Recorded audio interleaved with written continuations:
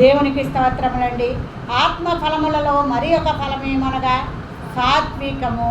దేవుడు ఇక్కడ కొండ మీద ప్రసంగంలో 9 ధన్యతల్లో సాత్వికులు ధన్యులు, వారు భూలోకమును స్వతంత్రించుకొందురు. సాత్వికులంటే ఎవరు ఎన్ని విధాలుగా దూషించి అపహసించి నిన్ను కొట్టించి హింసించి నీ మీద అబద్ధ మాటలు పలుకున్నప్పుడల్లా మీరు ధన్యులని మరి ధన్యతల్లో దేవుడు చెప్పడం జరిగింది.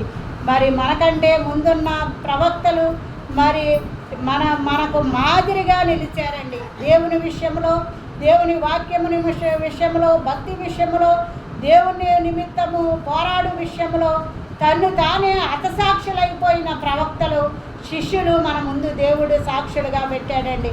వారు ఎంతో దీనత్వము, సాత్వికము కలిగి కొట్టేవారితో కొట్టించుకున్నవారు, తన్నేవారితో తన్నించుకున్నారు, సిలువ వేసేవారితో వేయించుకున్నారు, మరి రంపాలతో కోయించుకున్నారు, మరి రాళ్లతో కొట్టించుకున్నారు. ఎంతో దీర్ఘ శాంతము కలిగి, మరి సాత్వికము కలిగి, దయాళత్వము కలిగి దేవుని కొరకు మనకు ముందు సాక్షులుగా ఉన్న వారిని చూసి మనము మాదిరిగా మన భక్తిని మనము ముందుకు సాగుతూ ఉండాలండి. సాత్వికులు ధన్యులు, వారి భూలోకమును స్వతంత్రించుకుంటారంటండి.